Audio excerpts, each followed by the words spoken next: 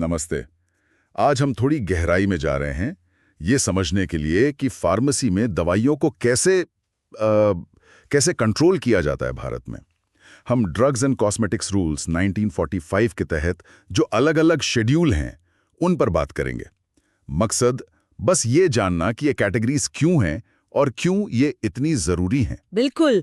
और देखिए, ये सिर्फ दवा के पत्ते पर लिखे अक्षर नहीं है, ये असल में एक पूरा ढांचा है, मतलब सुरक्षा और जिम्मेदार इस्तेमाल के लिए बनाया गया है। हम देखेंगे कि कैसे ये नियम, आप कह सकते हैं, एक आम एंटीबायोटिक लेने से लेकर बहुत ज्यादा नियंत्रित दवाओं तक सब कुछ तय करते हैं। चलिए, जो जानकारी हमारे पास है उसकी बारीकियों को समझते हैं जरा। ठीक है, तो शुरू करते हैं। सबसे आम जिसका जिक्र है वो है शेड्यूल एच। इस पर RX लिखा होता है, मतलब डॉक्टर का पर्चा जरूरी है। ये तो सुनने में सीधा लगता है, जैसे एंटीबायोटिक्स, एजिथ्रोमाइसिन या कुछ दर्द निवारक, शायद जैसे पैरासिटामोल प्लस डाइक्लोफेनाक वाला कॉम्बिनेशन। हाँ, बिल्कुल, ये आम दवाएं इसमें आती हैं।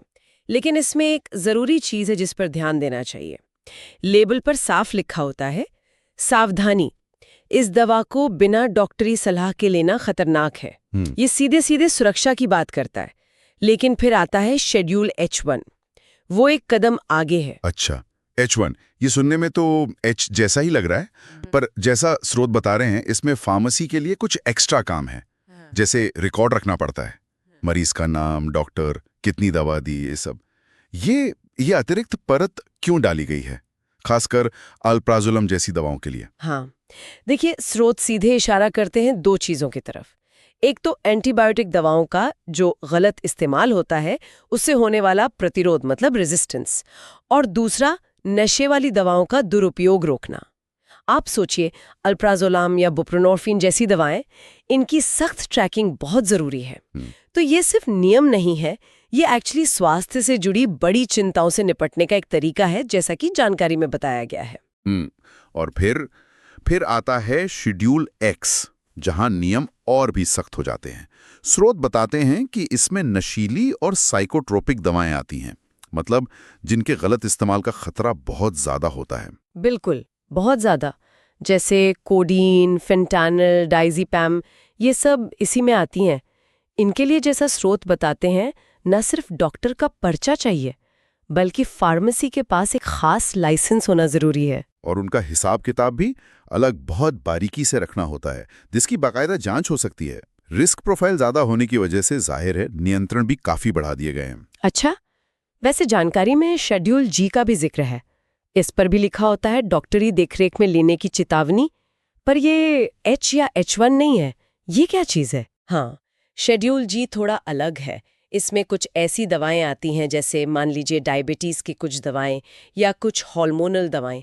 इनके लिए डॉक्टरी सलाह जरूरी तो है, लेकिन शायद उनमें H1 या X जैसा सीधा खतरा या दुरुपयोग की वैसी संभावना नहीं मानी जाती।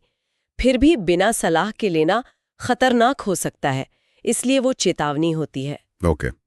और स्रोत में शेड्यूल C और C1 का भी जिक्र था, टीके या इंसुलिन जैसे बायोलॉजिकल उत्पादों के लिए।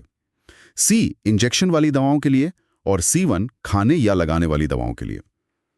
ये तो समझ आता है कि इनकी क्वालिटी बनाए रखने के लिए खास रखरखाव, स्टोरेज वगैरह की जरूरत होगी। हाँ, बिल्कुल।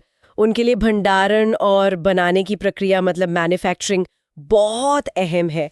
और संक्षेप में कहें तो स्रोत में शेड्यूल K का भी जिक्र है। वो कुछ दवाएं हैं जिन्हें कुछ छूट मिली हुई है नियमों से।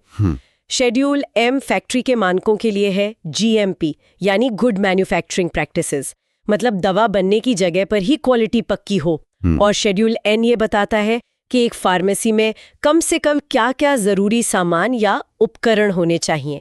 तो ये दिखाता है कि पूरी प्रणाली कितनी व्यापक है। तो अगर हम स्रोत से मिली जानकारी का सार निकालें कि ये सब क्यों है, तो क्या निकलता है? शायद मरीज की सुरक्षा, दवा के दुरुपयोग पे रोक लगाना, खासकर H1 और X से, दवा की क्वालिटी पक्की करना M और C से, और कुल मिलाकर दवाओं के सही इस्तेमाल को बढ़ावा देना।